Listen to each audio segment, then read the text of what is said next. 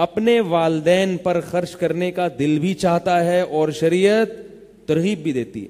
اگر دل سلامت ہو تو خدا کی قسم والدین کی خدمت میں جو مزہ آتا ہے دنیا کے کسی کام میں اللہ نے وہ مزہ رکھا ہی نہیں ہے. یہ تو ہمارے دل خراب ہو گئے نا.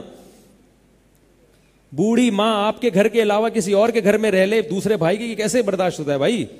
ماں ہے بھائی ہمارے گھر میں رہے گی. وہ میں نے بتایا تھا نا سعودی عرب میں جھگڑا ہو گیا تھا اس پہ. ماں بوڑھی ہو گئی, ایک بیٹا ادھر رہتا ہے, ایک دوسرا بیٹا ادھر رہتا ہے. ایک بیٹا کہہ رہا ہے بوڑھی ماں میرے ساتھ رہے گی, دوسرا بیٹا کہہ رہا ہے بوڑھی ماں. بھائی گھر میں اگر بوڑھا باپ نہ ہونا اور بوڑھی ماں نہ ہو, وہ گھر کم ہے ہوٹل زیادہ ہے. گھر بنتا کس سے ہے؟ ماں باپ سے. اگر گھر میں والدین نہیں ہیں تو وہ گھر گھر نہیں ہے. والدین وہ ذات ہوتے ہیں جو بھائی بہنوں کو جمع کر دیتے ہیں ایک جگہ. اگر والدین نہ ہوں تو بھائی بہنوں کا بھی رشتہ آہستہ آہستہ کمزور ہونا شروع ہو جاتا. تو اس لیے اللہ نے جن لوگوں کو والدین کی نعمت سے نوازا ہے نا, تو اس نعمت کی قدر کرو, اس نعمت کی قدر کرو. نبی صلی اللہ علیہ وسلم نے ارشاد فرمایا کہ اس شخص پر اللہ کی لعنت ہے جس کو بوڑھے والدین میں سے دونوں یا کوئی ایک ملا اور اس نے ان والدین کی خدمت کر کے جنت اپنے اوپر واجب نہ کر لی. اتنا بہترین آپشن اللہ نے جنت کمانے کا دیا تھا اور اس نے یہ آپشن ضائع کر دیا.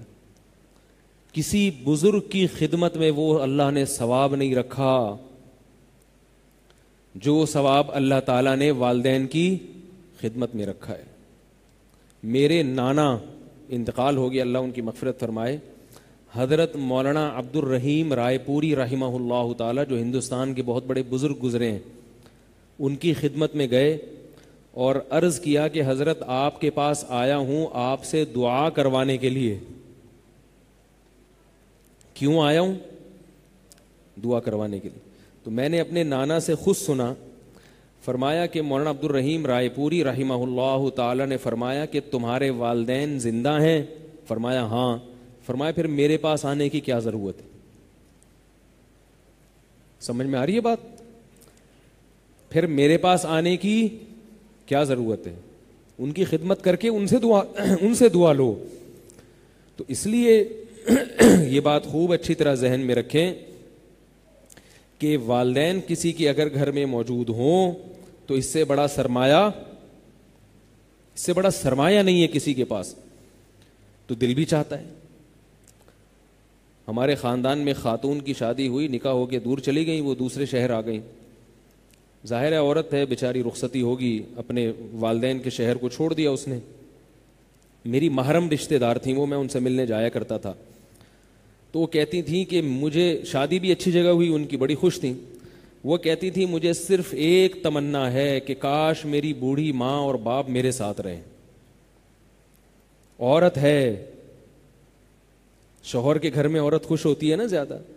کہہ رہی میں تو نہیں جا سکتی, میرے نکاح ہو گیا, ایک اللہ تعالیٰ کا نظام ہے, لیکن کاش میرے والدین, یعنی یہ سہولت اللہ نے بیٹوں کو دی ہے, بیٹیوں کو نہیں دی. اس پہ افسوس کرتی تھی وہ, کاش میرے والدین میرے ساتھ رہیں